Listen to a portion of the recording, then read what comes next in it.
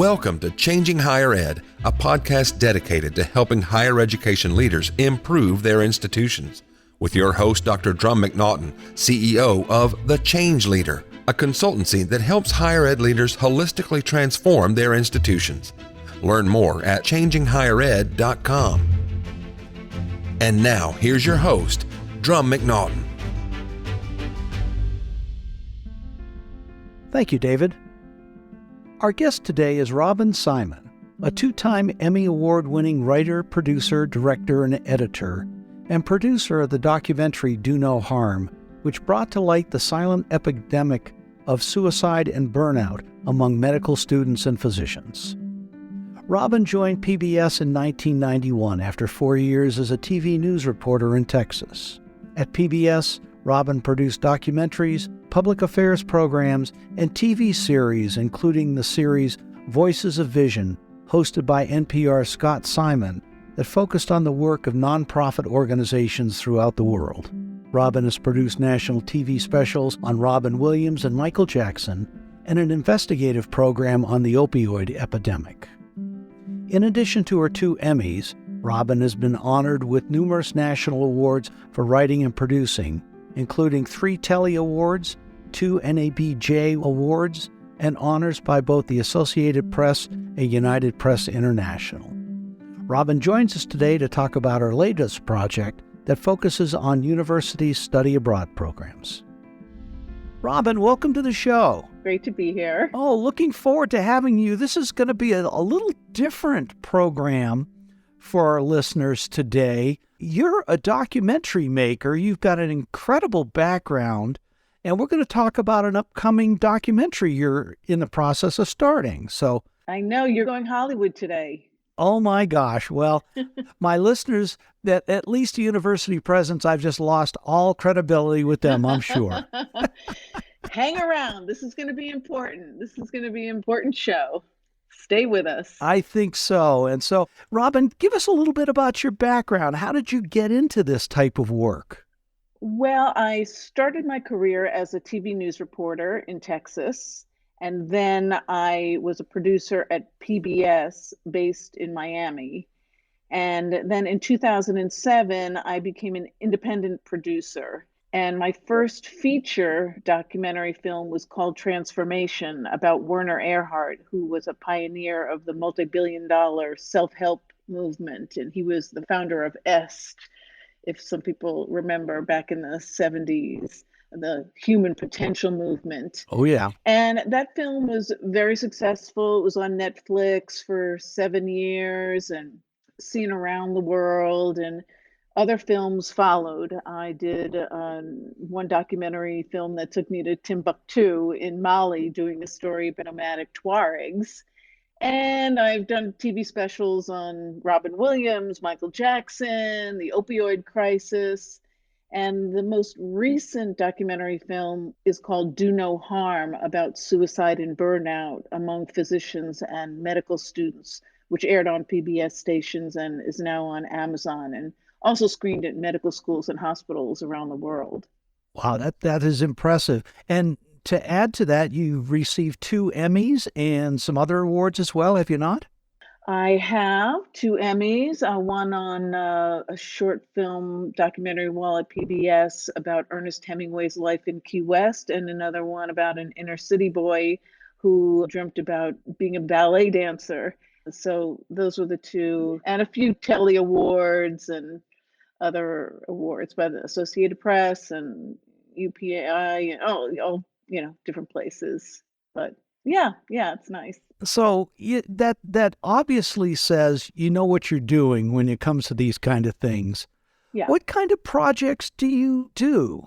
How do you choose your projects? Yeah, when you take on a film, it's often a multi-year commitment. So I'm very careful agreeing to do a project. I always say to people, if I had $1 for every time somebody pitched me an idea to do a film, I'd be rich. You wouldn't need to do any films. Exactly. I wouldn't need to, raise funds for films because it is a huge commitment. So it has to be, for me, an issue that serves many purposes. One is to inform people, create greater public awareness by shining a light on a subject that could potentially save lives, that could actually change public policy. So that's what's interesting to me, a subject that is little known, that should be known, that could be a cautionary tale and really help people. Yeah, that's what's great about film, why I love film, why I'm not doing commercials, because I feel like documentary films, they give a voice to the voiceless.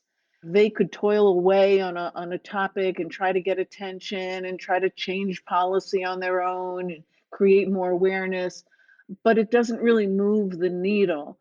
But when you start working on a documentary film and you start screening it at festivals, and now you've got something to share. You could share the film at universities and at colleges, high schools, besides, broadcasts. So it creates like a wave, a tsunami of interest and dialogue about any particular topic. So it really does give people a voice. And just like, your documentary about physician burnout, I mean, that had to be incredibly relevant going through what we just did with COVID and what we're still going through to some degree. The timing of it, Drum, was really interesting because I started working on that film in 2014, and nobody was talking about physician suicide and burnout. It was a taboo topic. And it was a hard sell because, suicide is a problem in general. So why are we focusing on physicians? And then when the pandemic happened, it was a light on exactly what healthcare workers go through. And yet, because they are in this high, exalted position, they can't get help, emotional help. It could jeopardize their careers. So, by shining a light on this, not only the aspect of physician suicide and burnout, but how does that relate to the general public? Well, what are the consequences? So, the consequences, if you have a doctor who's burned out, suicidal, maybe self medicating, then what kind of care are you going to get as a patient? And I connected that to a very high rate of preventable medical mistakes. And then all of a sudden it became like, wow, this is a public safety problem that we need to talk about. We need to destigmatize mental health so healthcare workers can get the mental health they need. They don't have to drive hundreds of miles away under an assumed name and pay cash. They should be able to get help without putting their careers in jeopardy. So we started this conversation, and a lot has changed since then.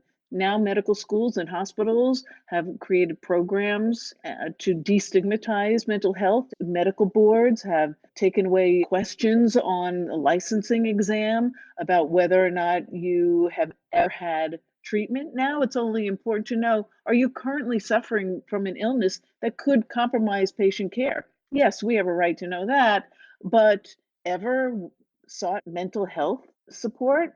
That's not relevant, and that shouldn't exclude you from getting a job. So yeah, so film can do this. It can start a dialogue and lead to policy change, lead to legislation. So that's what I'm excited about. hmm Which is critical, and higher ed right now is suffering, especially students suffering from a mental health crisis. We'll have to talk about that another time. Yeah. But this project here has me fascinated looking at study abroad programs. Why is this project important to you? What's the premise behind it? The film is called Trip of a Lifetime, which of course study abroad can really be. And study abroad programs are generally safe, and they are incredible opportunities for adventure, friendship, learning about the larger world, especially now as our world economies become more and more interconnected. Study abroad is a great opportunity, and that will be part of the film. That we're not saying that it's not an incredible opportunity. The film will shine a light on the fact that this is a multi-billion-dollar industry that has very little transparency and very little, if any, regulation. And for a huge industry like this, regulation may be needed or some kind of greater oversight to prevent tragedies from happening. And what happened was two mothers who both tragically lost their sons during study abroad programs reached out to me and started, to fill me in on what they've been doing for the last 10 years. They formed a nonprofit organization called Protect Students Abroad. At the time, there was nobody tracking deaths and accidents during study abroad programs. On school campuses, many of your listeners may know, now there is legislation called the Clery Act, which Hmm. mandates reporting crime on campus. But this doesn't extend to study abroad programs, Doesn't. even Hmm. though the student no, and even though the students pay tuition, there is no reporting outside of the campus. So for me, this was interesting because, we have these glossy brochures at college campuses and universities, and, they tout these incredible opportunities.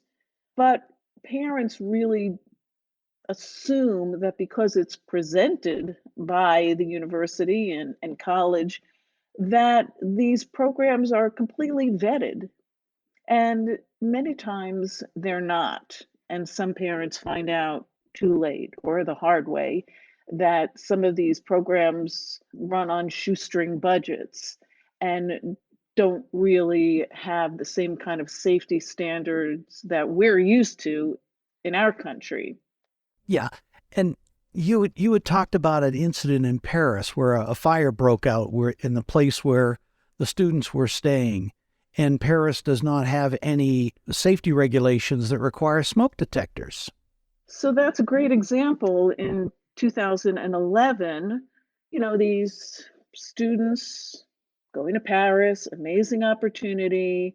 They're staying in housing that was part of the program, and a fire breaks out, and they are on the fourth floor. So, because there were no smoke detectors, by the time they found out that smoke had engulfed, the floor and the building, they couldn't get out.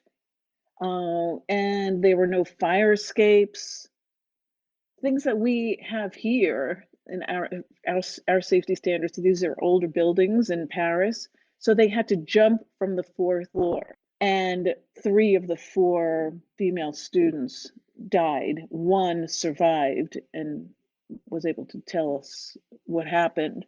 So there are no regulations in Paris mandating smoke alarms. If we had known, if the parents had known that there were no smoke alarms, well, they could have taken portable smoke detectors with them. They exist.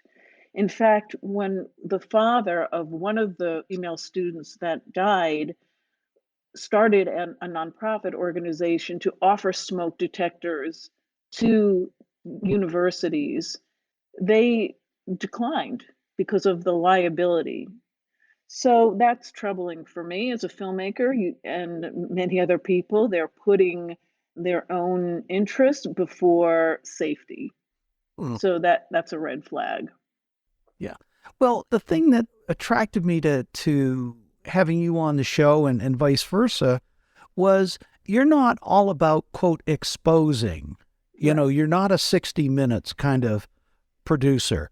You right. always tell a balanced story. And one of the reasons that we're talking today is you want to solicit input from Right. people with experience. Could talk to us a little bit about that, would you please? Yeah, that's why I was interested in doing the podcast now while I'm in production or starting production, as opposed to when the film is done, which I'd love to come back and, even with the subjects of the film, to talk about the film. I think it's important to tell a balanced story. I want to present all sides of the issue. I want to present the challenges and also the solutions. Maybe there are universities that have a great program to vet these study abroad programs. Maybe they do their own risk management that isn't required, but they do it anyway and they have a great track record. I want to know about that. I wanna know what universities are doing. I wanna know about what other organizations are doing. There are 2 main organizations that deal with study abroad. One is called NASA and the other the Forum. We're gonna be learning about what efforts they've been doing. But the question is, do we need federal legislation? Because there have been universities and lobbyists for universities that haven't supported legislation, and I want to know why. So, yeah, this is a critical time. I encourage any university administrator, president to reach out to me. We can give them the information drum at, they can do info at tripablelifetimefilm.com, or they can email me at robin with a Y at simon with a Y productions.com. Let me know what they're doing because yes, in the end, I want this to be a fair and balanced story. And I can only do that by speaking to all sides of the issue. And for listeners, Robin's contact information will be part of the show notes. There was a subcommittee hearing on Capitol Hill and back in the year 2000, which led to the creation of the forum. But what's been done since then? As far as I know from the families that I've spoken with, and there have been many, not enough. Not enough. Still no regulations. There are guidelines that are put out for these programs, do your best practices, but no regulations and no consequences. Mhm. And the parents that I spoke to said after tragedies happened to their families, the loss of a student, they said to me that many universities said to them they were not privy to information about what happened with the incident, that walls went up. So this is troubling, and there is a Congressman, Representative Sean Maloney, who introduced legislation called the Robbie Act after one of the students that died. Unfortunately, he lost his bid for reelection, so the mothers will be back on Capitol Hill this year to fight for new legislation that doesn't do anything more than want to increase transparency and accountability. Well, there's a lot of things. The Clery Act came into effect in 1990, I want to say. Mhm. And back then, the study abroad programs were not as big a deal as they are now. I mean, I would guess probably a third of all universities and colleges have something like this. Who typically at a university, and we're talking from a liability perspective, it's potentially huge to the higher ed institutions. Who typically oversees these programs and what's done to ensure student safety? Well, there is a designated office person who is in charge of study abroad. But, what's being done is what's agreed to by the university, and there is no system in place to vet these programs, to do risk management. I'll give you another example. One of the 2 moms, her son went to Costa Rica, and the study abroad chaperone brought them to a beach that was known to locals to be dangerous, known for drownings. None of the locals would go to this beach into the water because of rip currents. But because other beaches were crowded, that chaperone brought the students to this particular beach, and Ravi Thakkerteen drowned. And it was very difficult for his mother to find out what had happened exactly. It was frustrating, and because the students and parents, if they're underage, have to sign a liability waiver, there's no real accountability and consequences for the university. It's very difficult. to sue, and very difficult just for them to get information because Ravi, in this instance, was over 18. So the parents weren't privy to this information. The other mother, Elizabeth Brenner, her son went to India, and 3 months into the program, the chaperone took the students on a hike, and it was rainy, slippery, and the mother, Elizabeth, actually retraced the steps of her son. So we saw exactly where they went for a hike, and it was a cliff that was very narrow, and he lost his footing and fell 300 feet into a river, and his body was never recovered. So I can only imagine that if risk assessments had been done prior of where these chaperones, the local in-country chaperones, were going to take the students, that a risk assessment would have said, don't take them to this beach, don't take them on this hike when it's raining. I mean, some things you think are just logical, but they happen and they could have been prevented. There are some things, Drum, that can't be prevented. And I'm not talking about instances where college students party till 3 in the morning on their own and something terrible happens. I'm focusing only on instances that happen when someone from the program was actually guiding them. You could make a case that even if they're not, more should be done to make students aware of what to and what not to do. But I'm mostly focusing on deaths and accidents that happen while with a guide. There was another case in India where a bus overturned. Well, it turns out that this road is known for accidents, and the students were supposed to take a plane to the next location, but someone in the program locally decided that they were going to take the bus, and a tragedy happened. So these could be prevented if a risk assessment was done, and it was clear from the university's point of view that they are not to deviate from the program that was agreed to, but that it's not being done as far as I know. Yeah. Well, there's a lot of things that I know you're going to be exploring in your documentary. Challenges to vetting programs and program offers more greatly. I don't know what's done with that at this point. Are they vetted at all? I would assume they have to be, but I don't know. I know parents assume wrongly that these programs are vetted because, we're talking prestigious universities and we have standards in our own country. There's too many false assumptions on the part of parents. So we want to create greater awareness among parents to ask questions.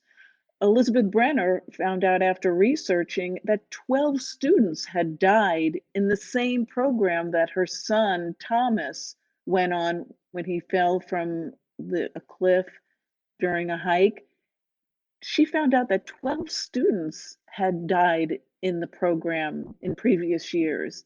If she had known that, she might have decided to have him enroll in another program. So parents are not given the information that they need to make an informed decision. So I can see there's going to be a lot of various aspects that goes into your documentary. What have you started production at this point? We start production March 1st. We're going to be at a conference on higher education and the law. I'm hoping to interview some university presidents and some risk assessment people. So that'll be the start. And then there's another conference later in the spring. So we're really at the beginning. So I'm on a fact-finding mission. I like, the viewers of the programs that I do, we're on a journey to investigate, and I'll see what turns up. Of course, we're doing research and we do a lot of research of what's been done, but it's also, fact finding as we go along. Mm-hmm. Yeah, and to tell the balanced story that you do, you've got to do this fact finding, not only from, the programs themselves, but the oversight aspect, the risks aspect, what happened, what went wrong, all of these things, I would assume. Yeah, and there are many different kinds of programs. So some where university personnel go with the students, some where they just contract with companies overseas and they don't have as much interaction. So we'll talk about that as well. Exchange programs, the relationship differs, but still there's a general need for greater information between student, parent, and university prior to the visit to reduce the risk for the student. Well, I am so looking forward to seeing the final copy and having you back on the show. I think there's a lot of great takeaways for presidents and boards. Just kind of wrapping up, what do you see as 3 takeaways for presidents and boards to be thinking about when it comes to these kind of programs? Some of the most important things are, what is the risk of these programs? Have we properly vetted these study abroad programs? How much do we really know about the programs where we are just contracting with? What more can we do? Because ultimately, no one wants a student to die during a study abroad program. No one is out there for some nefarious reasons, wanting to hurt people. Everyone cares about students and wants them to be safe. So we should all be on the same team. So one of the most important things is, what are we doing and what can we do to prevent a tragedy? Because let me tell you, it destroys these families for years to come, forever. It's not just the student, it's complete families. And not just them, everyone who participates in that program are impacted by a tragedy like this. They never forget it. So vetting and what more can be done.